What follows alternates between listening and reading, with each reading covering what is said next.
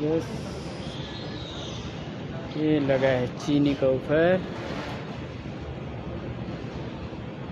30 रियाल का 10 किलो, 5 रियाल का 15 रियाल का है 5 किलो, 17 रियाल में 5 किलो, 5 पीस एंड आटा है 5 रियाल का 3 पीस।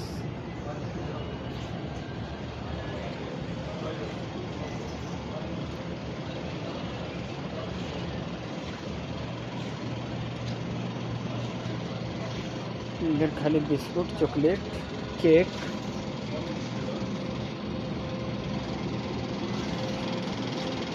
जैतून,